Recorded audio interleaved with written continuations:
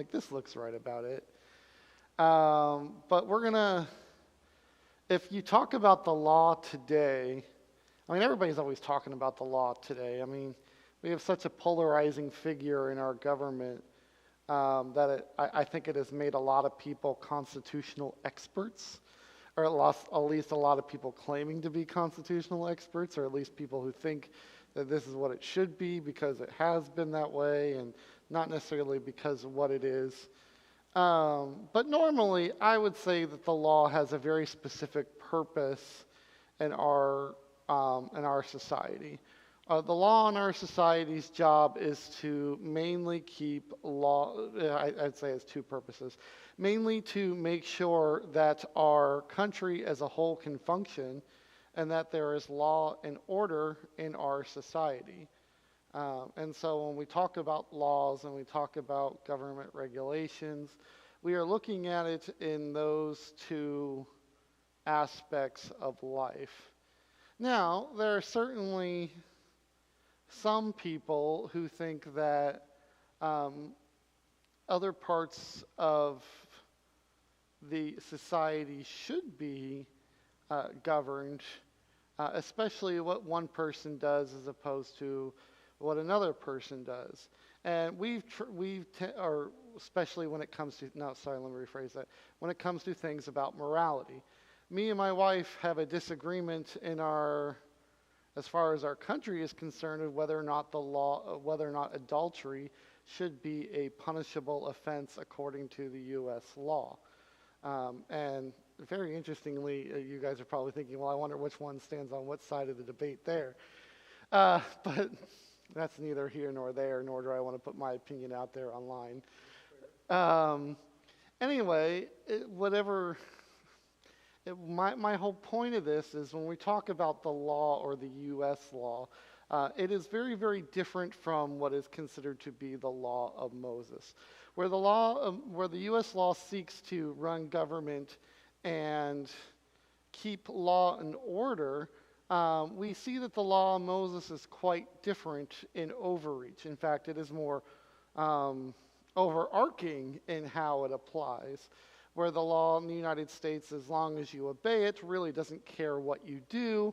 That is quite different from the law of Moses, which is integral in every part of a Jewish man or woman's life. So whether or not that you were doing something that might be considered to be a criminal offense, you still might be found guilty under that specific law and have to pay restitution. The biggest difference between the law of Moses and the law as most people know it today is that according to the law of Moses, every time you break a law, it is a specific transgression against God. So consider something like murder, even though the United States, we consider murder to be one of the most serious offenses in our country, and might get you a capital crime, which leads to what? Death. The law of Moses sees it as the same way, but instead of just being a specific crime against society and that person under the law of Moses, it would also be a crime against God. Now, I would say that's still true, even in our society, but that is not how our laws are written. You commit them against an individual or against the society as a whole, not against God himself. So I would say that's the biggest sticking point when talking about a normal system of laws that most cultures are going to have versus what you might find in the law of Moses. What makes the law of Moses a little bit confusing is sometimes it says the law, sometimes it says the law of Moses, especially when Paul writes about this. We don't necessarily know, and especially when he's talking to, like, say, the church of Corinth, which we know that there were Jews in Corinth, was probably still heavily Gentile, if they even understood what the law of Moses was. Now, my guess is probably so, given that there was a very large Jewish population, and Paul met Priscilla and Aquila in Corinthians. And also we know that a lot of the Jewish Corinthians in Corinth were originally from where? Does anybody know? They were from Rome. It's been a very, very long time, but when I did my study here on Romans, remember I told you guys that all the Jews were kicked out of Rome in 49 AD due to the Claudius edict. No, the Christians probably had something to do with that too.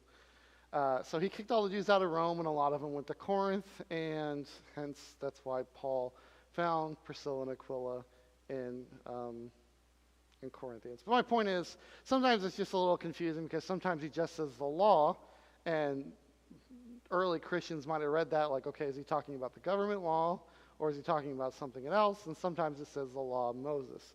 So the language is a little bit confusing, and even sometimes it even gets a little bit more confusing about than that, because there is the whole law of Moses, which amounts to 613 laws found across all of the Pentateuch, which is a lot. And how many can you name? Probably not. You could probably guess at some, but you probably, other than that, you could probably name very, very few. But also it might refer to a specific set of the law, which is also the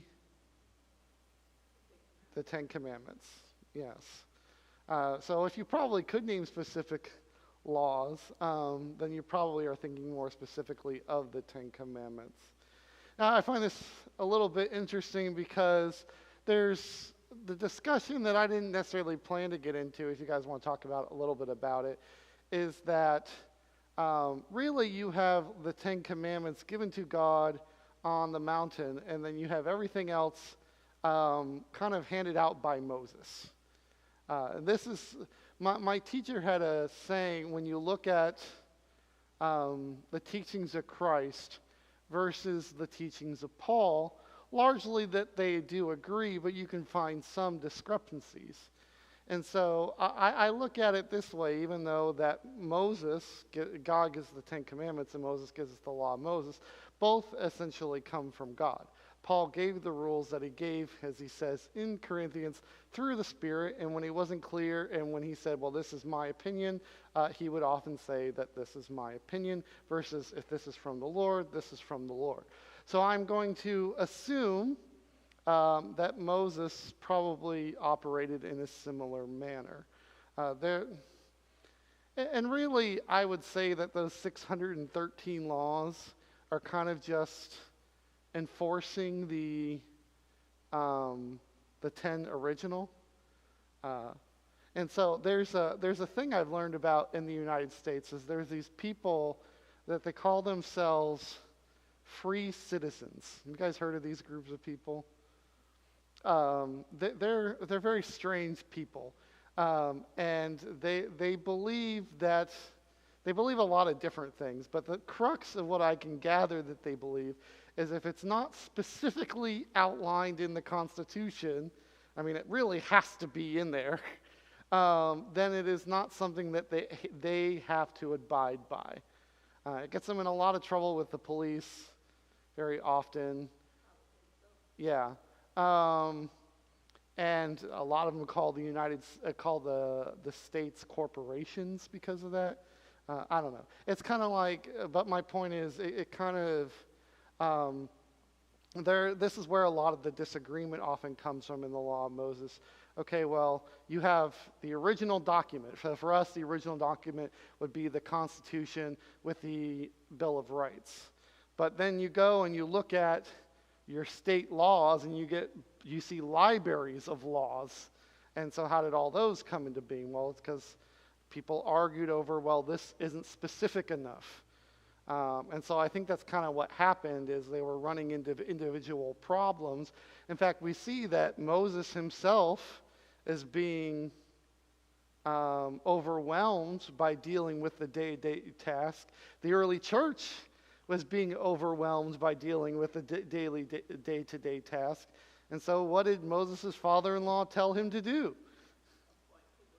Appoint people to help you. What did the early church do? They appointed people to help them. So I kind of I kind of think of this as how a lot of these laws probably formed, not necessarily all at once, but as time went on. And that was something that the early Christians had to figure out very, very quickly.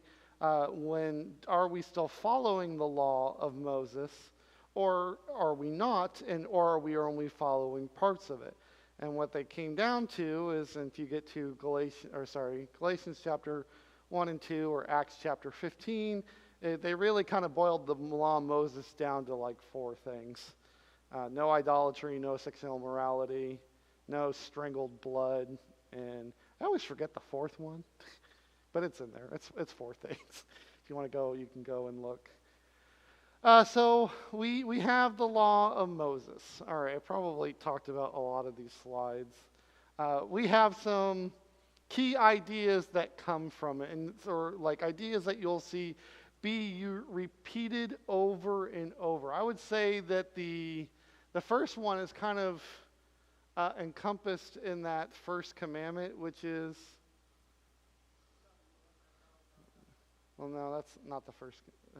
No other gods before me. Yeah. Well, that's actually probably even better. The idea of there is holiness, or there is oneness. And so when we read Leviticus 19:2, that it's not him, this is not God, God's not saying in the first commandment that there are other gods. He's just saying, don't put anything against me, because God is the creator, God is the sustainer, he is the Holy One, and he has a standard for his creation. So be holy just as he is holy. We see justice and equality. This is a very popular topic in the United States today, especially as we deal with the idea of, I would say, largely illegal immigration, but it is also kind of stretched into just normal immigration in our country. We've been talking about this for a while, but the United States, the current administration has really ramped up its zealousness in those two things. And a lot of people, no matter what side of the debate they are on, they kind of say, well, look to what God has to say in the Bible. And it's very, very clear that God does care about the downtrodden. God does care about the oppressed. God says that that our God is a God of justice. He is a God of equality. And so that there are laws in the land, and those laws do apply for both the foreign-born and the native-born, with some, I would say, exceptions. Now, this is not me taking a stance on the current political climate, just that to say that it's something that people are using, and I would rather say if you're going to use the Bible to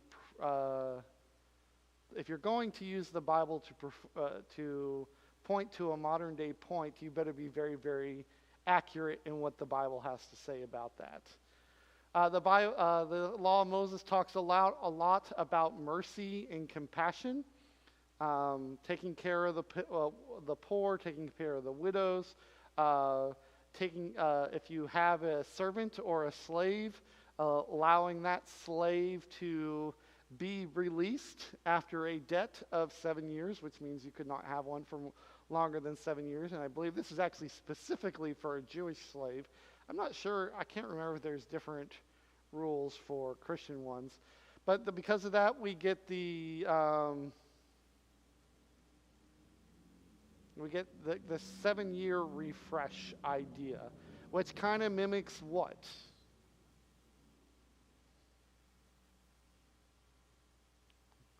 The 1 week. So 7 years is mimicking the 1 week, where the last day of the week, the seventh day, you have rest. So here, the 7th year, you have refresh and renewal. Probably the big one next to holiness would be identity, especially the idea of covenant identity. For the Jews had a special relationship with God. And that relationship, as it applies to us today, is the Jews were the first to receive God's plan. God establishes a covenant with them. He establishes a covenant with them in a few different ways. First, through Abraham, actually twice through Abraham, once with the promise and once with circumcision, and then another, and again we see this as God establishing covenant with them by specifically giving them the law. And so even though that the Gentiles did not have the law and were not bound under the law, this was something very specific that was given to those people. And if you want to know a little bit more about that and how it applies to the Gentiles, I suggest you go read Romans chapters 1 through 5. Yeah, go ahead and go to chapter 8. There's a lot of back and forth about Jews and or Gentiles right there when it pertains to the law of the Old Testament. Moral law, moral or morality, the idea of right and wrong. How many of you can tell me what is right and what is wrong?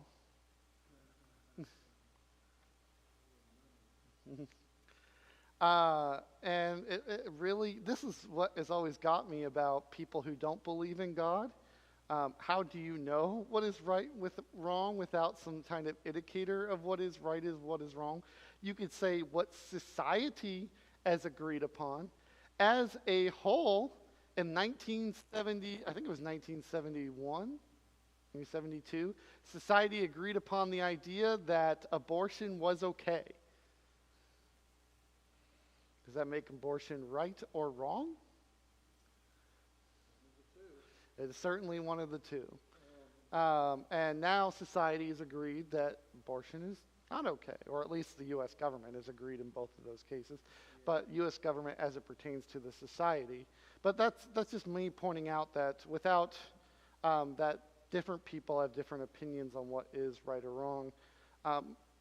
I would say that abortion, most people will agree that murder is wrong, all right? But most people would also agree that killing through self-defense is okay. And then, but once you get a little bit down the line, most people, you get about half and half that agree that going to war is wrong. And so it's how do you tell what is right or wrong without an absolute standard? And so this is what one of the things the law of Moses attempts to do is to create a right or wrong, a universal right or wrong that is rooted not in any idea of man, but specifically in God's nature and in his character. Because as Jesus says in the New Testament, how do you know what is good, or why do you call me good? He is basically saying, how do you know what is good? Only God alone is good. It's design, and so we see that even though some of these things, such as sexual immorality, are considered not only okay by large portions of our society, but also celebrated by large portions of our society, are considered against God's moral law.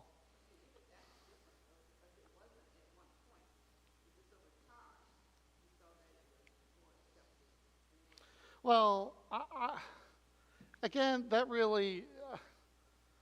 not really true. That's not really true in other parts of the world, though. Oh yeah. I mean, because you have that's the thing about one of the things about culture is always changing, and so what is socially accepted today is not socially accepted. Well, it's not necessarily going to be socially accepted 10 years from now. I would say that we could take something as polarizing. I mean, I don't think it's polarizing at all. I think there's a very clear answer as transgenderism. I mean, that was basically unheard of 20 years ago. And then it seemed like about 10 years after that, we had a huge uptick in it. And now I see it's on a huge downward decline, or at least in the United States. And I don't know if that's something because of the current administration or people are starting to find some common sense. I don't know. I'm trying not to stray too much into political topics, just that they serve as a good basis for what I'm talking about here. So morality, people, I mean, you put it up to man, man is going to have 1,000 different opinions about one different subject. And even as something as simple as uh, the color of a dress. Um, when we were at Harry, we went to have dinner with the elders and the missionary and his wife that were here this morning, and they wanted to show us this video. And this guy is talking about how women are kind of that women know what men want before when men know what they want, or something like that, and how they can influence the men knowing what they want or knowing what stuff is. It was it was a comedian. It was funny, but he was talking about like the different colors of a shirt. And he's like, "This is pink." He's like, "That's not pink. That's," I think he said, "hibiscus." And I don't even know what hibiscus is. I think it's a type of flower, but I couldn't tell you what shade of pink that is. And then another person was talking about something else. He goes, "No, that's salmon." And to me, it's all pink. But if my wife says it's salmon, what color is it? It's probably salmon. But do I care? No, not really. But it's a simple thing to illustrate that some people actually do care about different shades of pink, and that they're willing to die on a hill over the shade of pink than it is to just be like, okay, it's pink. And that's just something as simple as a color, and then you get into a lot of more nuance, especially when you get culture involved, or even today. Like, the big thing is, I would always assume, I want to say, I would always assume everything you're doing today, if you are in public, you are being recorded in some way. Always assume that. And some people don't get that. Anyway, so, yes, yeah. Or even, even in some cases, just if you leave your door open, somebody might see you through your door. So just, all right, so that's about moral law. Then we have civility in law. And this gets Jesus says this sums up all the law and the prophets, which is to love God and love your neighbor. Not that this is not necessarily a law of itself, but the idea is if you do these two things, then everything else should not really come as a problem to you. If you are seeking to do these two things, everything else should be good. Now, you can break this down like stealing or coveting or property rights and restitution or penalties for crime or civil unrest. We get this. Jesus talks about the idea of turning your other cheek. Right? Sometimes it's better to be wrong than it is to fight it, because you're not really doing what you, because if you're just going to cause problems, then what really have you achieved? And so if you did love your neighbor, you would respect your neighbor's stuff. If you did love your neighbor, you would treat your slaves respectfully. And this is a different idea of slaves. The idea of slavery here is that you sold yourself into slavery so someone would take care of you. This is quite different from what Revelation says, do not kidnap men. That's what the American Slavery Institution was about. That again, that goes back to, if you love your neighbor, you wouldn't have done something like that. Treat foreigners, widows, orphans with respect, especially those less fortunate. Ceremonial law. We get a ton of ceremonial law. We have some ceremonial law in the United States, and that is largely for tax purposes. And it really comes down to not so much as worship, but more of like weddings and funerals. That's where we might have some kind of, and like that goes back to taxes. But here there's a lot of things, especially on how, what is proper worship, what is proper sacrifices, what you should do in proper festivals, things that would have been very important to the ancient world, but kind of get glossed over. Again, this is another thing that gets very simple when it comes to the New Testament, or when it comes to the Christian way of life, is that we've disregarded almost all of this. Now, we do find that there are festivals that we have. We do find that there are proper things that we should do in worship, but they're not so much about law, but more of what Jesus talks about, or things that exist inside of our hearts. So all of this is the different types of categories that you could probably break them down even more. I don't necessarily think I would break them down any more than this. But they all kind of serving the same purpose, and that is to show that God is holy, that God is first in your life, that idea of love God and keep his commandments. And the next two are very similar to, or sorry, at least the next one is very similar to what we have in the United States, and that is to keep order and civility and make sure that things function the way that they're supposed to function. And of course, as what Paul writes in Galatians chapter 3, the law was never meant to be a permanent solution, but it was eventually supposed to prepare people for the Savior. Because the law only serves to do one thing, and you guys know what the one thing the law does very, very well? Huh? Yes. That's the only thing that the law can actually do, is the law can tell you if you sinned or you did not sin. So even though it has a purpose, it really only serves one thing. So we get some examples here, some examples of the moral law.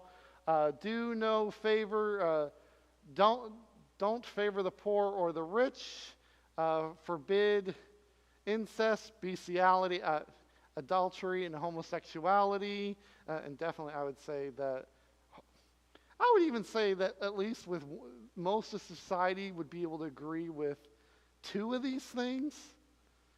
And I know enough about our society saying, no, you're going to find people in contention in all four, which is just very, very sad. Respect your parents, respect your elders, no cursing or striking a parent.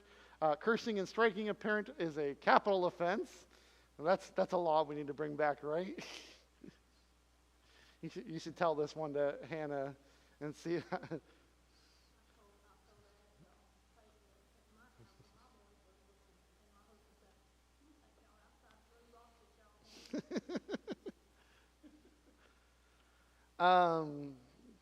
No witchcraft or sorcery, not because they really exist, but because they serve as a form of devil worship. And of course, as love your neighbor as yourself, it's a very, very important one. Some people, it's really hard to tell because we don't have the original copy of the law, but some people believe that this verse is in the very center of the Pentateuch, or the Torah, meaning that all the law folds in on it. Love your neighbor as yourself, as being in the very middle. Like I said, it's hard to tell because we don't have the original, but and basing it on what we do have, they don't always agree because they're not all the same. And that's... Mm-hmm. Sorry? Now, the first commandment with the promise is the fifth commandment. No, the fourth commandment? It's either the fourth. I know which one it is. I can't think if it's the fourth or the fifth. The first three are about God. And so I think it might be the fourth one. I don't know. Go look. Exodus 21. Tell me what it is.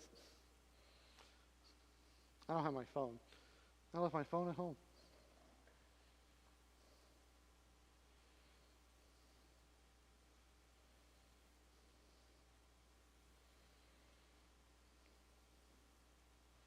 Paul also mentions it in Ephesians chapter 6, verses 1 through 4. I just can't remember if it's the fourth or the fifth one.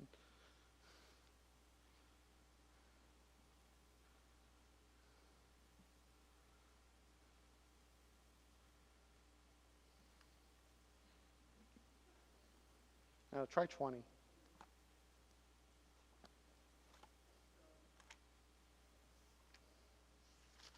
I was a chapter off. You can beat me with a wet noodle. Nope.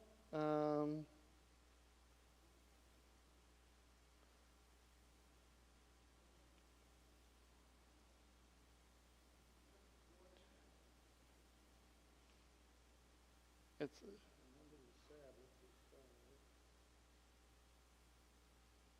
yeah, it's the fourth one. No, never mind. One, two. No other gods before me is one. No images is two.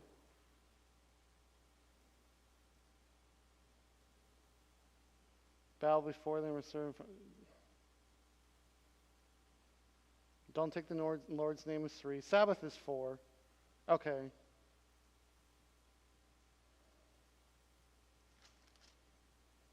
No, I guess it's later.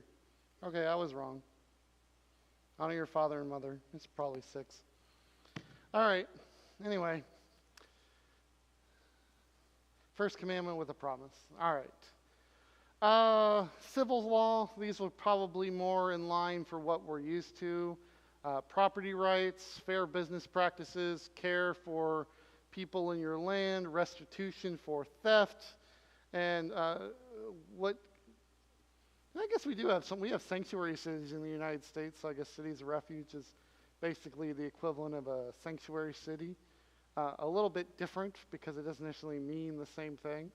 And of course, we have ceremonial laws, sacrificial system, largely found in the book of Deuteronomy. Dietary laws, Sabbath law, what is considered, specifically what is considered work, and even then the law of Moses wasn't specific enough about some of these laws. So we got another book called, does anybody know what that other book that we have that talks about these laws? It's called the Talmud. What is considered work? Festivals, priestly rules, specifically what you have to wear. And okay, so any questions about the law of Moses so far? Nope, you all get it? You ready to move on? Yeah. Oh, it is 5. Okay. Now, this is, like I said, this is quite different from what we have today, but what we have today is probably is based on a lot of this. I mean, it wouldn't be very, very surprising for the founders, especially those that were theists, to go and look and say, okay, well, maybe we want some of our laws to reflect more of what the Bible has to teach us. But a lot of it probably more reflected the code of the land, especially when you start getting into the nations around them, and that is what is called the Code of Hammurabi. Pretty sure, Hammurabi. Code of Hammurabi is a series of laws that probably came from the Babylonian area or the Iran area. As you can see, this black, I think that's obsidian. No, it doesn't look shiny enough for obsidian. Some kind of black tablet that has very, very small detailed marks on it. No, this is not very small. It's 7 feet tall. It's quite big. And yeah, it's in cuneiform, so that's definitely that's definitely from the Babylonian, Assyrian area. It dates back older than the Law of Moses, which probably means that it was in practice well before the Law of Moses. If Moses gave them the law at the time of the Exodus, at the early dating, it's at least 300. It's at least 300 years older than the Law of Moses, and at a later dating, it's at least 500 years older than the Law of Moses. And I bring this up because we see some mentioning of the Code of Hammurabi, especially in how in the Old Testament, even in the New Testament, and what Paul's going to talk about when following the law of the land. So you can see at the top, there is like this, I guess it's a little depiction of two people. One of them is probably a king sitting on a chair. This is the Emelite King Shuturk. I'm going to try that other word. When he invaded Babylon and looted treasures and carried it back to Susa as a spoils of war. Now, we found this tablet, not tablet, this obelisk, I guess, a steel, that's what it's called. But we had a reference to the code before then, so this actual thing that had most of the law on it was quite a very important find. It's about 4,000 lines of cuneiform with 282 laws. Not quite 613, and you will see why. We don't have all of the laws, and that's probably because we have not found them, or probably because that they were taken off and no longer applied. Some people think that they were intentionally erased. Probably when new rulers took over the land, they're like, hey, we want to do things this way, and so we're getting rid of this law. I mean, that happens all the time. You get a new ruler, you get almost new things, new regulations. So unlike the purpose to reconcile people to God and help make God number one, we see that the laws are given, in this case, similar by the gods to establish justice, protect the weak, and unite the empire under a consistent legal system. And I think that's very, very important. And with almost any modern day society, is you want your society to function, you need to make sure that you have consistency in how things are going to operate. You guys ever play Monopoly before? My guess is every time you play Monopoly, you play with people who play with a slightly different variation of rules. I actually learned this when I would go to the ladies' day, is that, not the ladies' day, the ladies' game day, because the ladies play dominoes, but not everybody plays dominoes the same way. And not everyone even plays the same type of dominoes. There are multiple ways to play dominoes. Or like when I was in the military, I knew how to play spades, but I found that most people in the military played spades differently. Now, what happens when you know your rules and they know their rules and those two things clash? Well, then you've got a problem. Now, in a game, that's not really a big deal unless you are got some very, very competitive people in your group, and hopefully it doesn't come to blows. But I see Lucinda over there nodding. But in society, it can be a problem. And so consistency is often the key when it comes to the law. We see the phrase, the phrase lex talonitis, the eye for an eye or tooth from a tooth. This, Paul, I think it's the Old Testament does reference this, but this isn't necessarily an idea that's found in the Old Testament. I mean, it is a little bit, because we do see that there is restitution in the Old Testament, but the idea of restitution isn't meant to have equality. It's meant to restore. And so it doesn't really work the same way under the law of Moses. So we see that where what ended up happening a lot in this system, and I'm sure that some of you might even agree still happens today, is that, well, we have a system that's designed to be fair, but what ended up happening was it was very socio-economically fair. So often the poor got the worst punishments and the rich got the lightest punishments. And I'm sure every one of you is probably thinking, well, that still happens today, right? Yeah. Mm-hmm. So for example, I think the example I was thinking of when I wrote this down is, or not even necessarily poor, but I would say people or maybe famous seem to get away with it. I like the Kansas City Chiefs, but about a year and a half ago, one of the Kansas City Chiefs did something really, really, really dumb. He was drag racing in downtown Texas, and caused a multi-car collision. And you know what his punishment for that was? 30 days in jail that he hasn't had to serve yet, to be served at his discretion.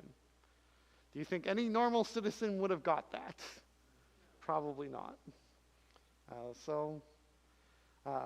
Same old story, it seems. So often, which is a little bit different here is that sometimes that a nobleman could pay someone to serve their punishment for them.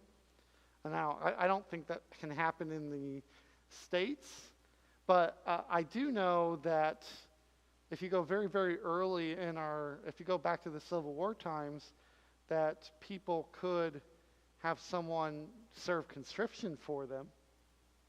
So that didn't necessarily have to happen. So that's probably the closest thing that we have to something like that. But that's not common to the Code of Hammurabi. That happens in other places in the world. So it's like I said, it's not just about punishment, but also regulates commerce, helps with standard wages. So everyone pays their fair share. Everyone gets the wage of what they're worth. You are held accountable if certain events happen. So if you build a very crappy building and that building falls apart, it's not the let the buyer beware, but hey, how's the buyer supposed to know better when you're the one that should have known better? Yeah. So while not a direct ancestor of modern law, the Code of Hammurabi influences a lot of our legal traditions today, and probably gave us one of the most clear windows to the normal everyday life of the rest of the world, or at least the rest of that world at that time. But you can go back to ancient China, you can find similar things, or ancient Japan, find similar things, especially feudal Japan. You could find some of that servant stuff, selling off your punishment to probably the lowest bidder. So I think I had a handout for this. I'll have to go out check and see if the handout's in my office. But I think I had a handout of the all 200 and something laws, and I'll go check after the class and I'll give it to you guys. But you can, I just wrote down some of them here at the top so you can get an idea of what specifically was said, especially in things that might apply to more modern day, such as marriage and family. If a man marries a woman but does not draw up a contract, that woman is not legally his wife. So women, if you wanted to get married under the code, you had to specifically sign I guess this is their version of a marriage certificate. And 129, if a married woman is caught in adultery, both she and her lover are to be bound and thrown into the river. Yeah, it says both she and her lover. That I don't know. I didn't read all 120 laws, or 13 Harmony laws. I said there were. 148, if a man's wife becomes seriously ill and he wants to marry another, he may, but he must still care for his first wife. So basically says you cannot leave, you can leave your wife if you want to in her illness, but you still have to take care of her. So mostly done, I guess, in this case, to protect someone who necessarily couldn't protect themselves. Property and commerce, possession is 9/10 of the law, as we like to say. So we get some of that here. If anyone steals property from a temple or palace, they are to be put to death, and so is the one who received the stolen goods. Seems kind of harsh. So I guess that implies that you better, that's definitely let the buyer beware. If someone buys goods from a child or slave without a witness or a contract, it is considered stolen. If a thief is not caught, the community where the thief occurred must repay the victim. There's kind of some self-policing here. So that means that you cannot claim you didn't know better. So probably trying to head off some of the on lawlessness being allowed. Yeah, you are your brother's keeper. There you go. Contracts and wages. If a man rents a field but fails to cultivate it, he must pay the owner the same yield as the neighboring fields would have produced. A wagon builder is to be paid 5 shekels. A tailor is to be paid 5 shekels for making a coat. That seems like a lot, but a shekel, I know a shekel is the current, it's what the Israelites would use, so I don't know why I have shekels here. Maybe I just was thinking shekels and I didn't write whatever their currency was. If a son strikes his father, the son's hand shall be cut off. Now, this used to be a lot of punishment, especially for stealing stuff. This goes back to that. We get a little bit of Old Testament judgment here. Children, you should respect your elders. If a man puts out an eye of another man, his own eye shall be put out. An eye for an eye. If he puts the eye of a slave, he pays half the slave's value in silver. I'm not really sure who he's supposed to pay this to. I assume the slave. But I don't know for sure. Builders and accountability. If a builder constructs a house and it collapses, killing the owner, the builder shall be put to death. If it kills the owner's son, the builder's son shall be put to death. If the collapse destroys property but kills no one, the builder must pay for repair of the house at his own expense. All right, so some of the differences that you can see right here side by side. Even though it does have origins in religion, it doesn't necessarily maintain religious order. So given by the sun god Shemesh, as opposed to Yahweh or El. I think it's depending on which, if you're reading Deuteronomy, Exodus, or Leviticus. You guys remember us talking about the documentary hypothesis? Let's see, different purposes, different number, different who it applies to, how it's supposed to work. Differences in some of the laws, similarities in some of the laws. One is, I would say that the biggest difference between the two is one is very legalistic. And it has to be legalistic because there has to be a legalistic standard for society to function.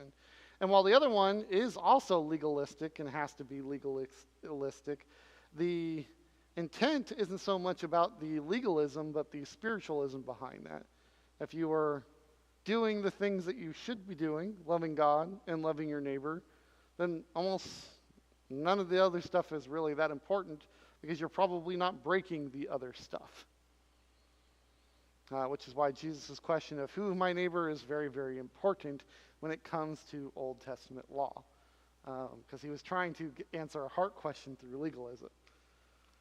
Any questions about that? Anything at all? Any comments? Which one would you rather live under?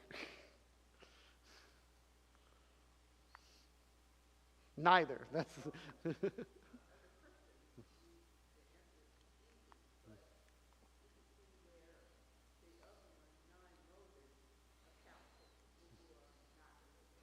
mm-hmm. And that's true too. I don't necessarily, I mean, as a Christian, I don't even necessarily think the answer is easy. I know one is supposed to address the heart, but I mean, especially when you get into all that ceremonial stuff, it's like I don't really want that as a Christian. I mean, how does that stuff better than I could do the heart issues on most of the Code of Hammurabi without all of the outward show of the law of Moses. Yeah, if you break one, you break them all. And that's true, but part of law, and like I said, law is supposed to maintain order. And realizing that order has to be maintained is realizing that there are consequences for actions. This is the law of thermodynamics. Every action has an equal and opposite reaction. Therefore, if you do something, there is going to be an action to what you did. There's going to be a consequence to what you did. And whether you might get away from punishment doesn't necessarily mean that nothing happened, that nothing else happened as a result of what you did. There are people who say that there are victimless crimes, and that's not true because one, all crime is against God, so there's no such thing as a victimless crime.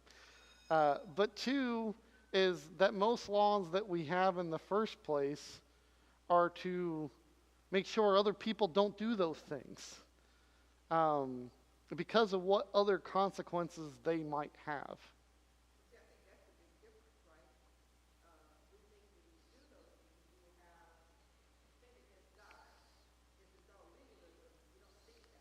Mm-hmm.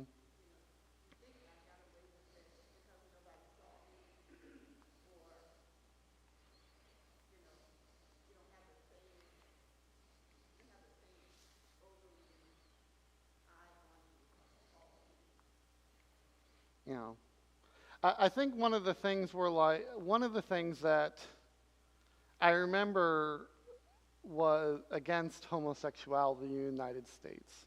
And it's like these people just want to marry who they want to marry. And in the United States, my wife and I disagree on this too. And I'll tell you, as far as U.S. law, I don't really see a difference. Because the U.S. law, and when it comes to marriage, is only concerned about one thing. What's that one thing? Taxes. That's the only thing that the U.S. law is concerned about. And so, yes, I understand that marriage is a sacred institution between man and wife given to us by God.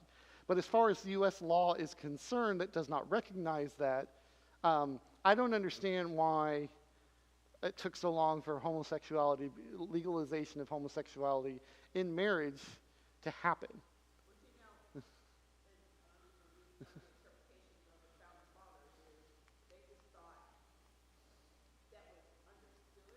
Mm-hmm. Sure. And that's what I was saying with like the law of Moses is you have the 10 laws. I'm like, okay, well, do I really have to tell you everything else? And then we go from 10 to 613. But one of the arguments that people said when they started talking about, what was it, Oberfell, a Supreme Court case, was that people just want to live their life. But you can see the consequences of what has happened since then, that it's no longer about that. In some cases it is. In a lot of cases it is about that. But now we have all this other stuff. And so there might be some benefit to policing that more of the moral ideas of the law. And this is where my wife and we tend to be a little bit different. But I'm one of those people that there's a reason I don't talk about politics unless I'm talking about something like this. It's because to me, politics is addressing the symptom, not the issue. And the issue for all of this is the same. And what's the solution to all the problems of breaking crime and rising degeneracy, rising idolatry, rising whatever, negative things in the world? What's the solution to all that?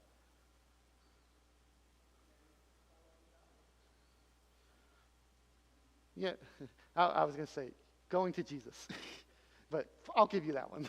That's the same thing. The solution is Jesus. Jesus is the only way that all those things can be fixed. The only way. And so I don't see a problem in talking about the other stuff when I think that all that becomes a distraction for Jesus. And that's what the law became. That's when the early church struggled with the idea of, okay, well, how much of the law of Moses do we have to incorporate into the church? Because a lot of that other stuff was about the outward show and not about what was inside. And that's really what the Old Testament was saying, was it never really cared about the outward show in the first place. I cared about what's inside your heart. Yes, Miss Lucinda.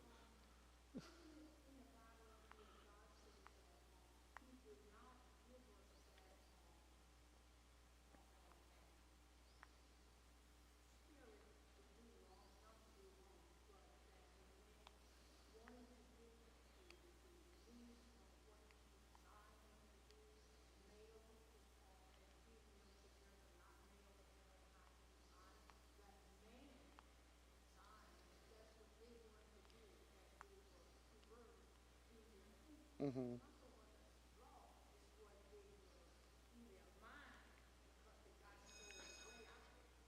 Yeah.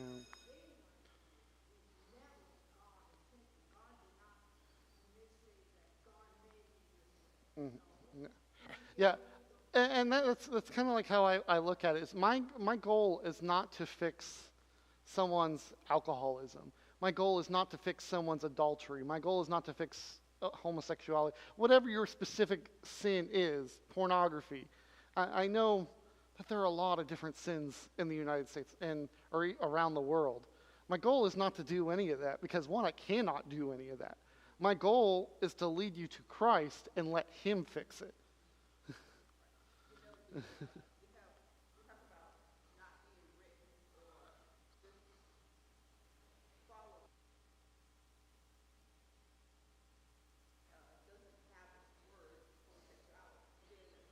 Mhm.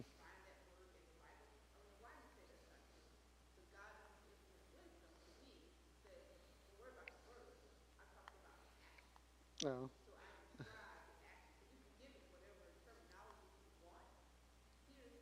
Yeah. And that's a good one. That's a semantics issue. Um, and so they first started showing up in the English Bibles in around 1947, and that's one of the people who used that particular. We're pretty much done, Ed. We can wrap this up. That's one of the people. That's one of the arguments that those people who say that homosexuality isn't specifically condemned was it doesn't show up in the English Bible till 1947. Well, what those people tend to forget is it doesn't show up in the English dictionary till around 1900. So, I mean, it's only 40 years removed for when it starts to be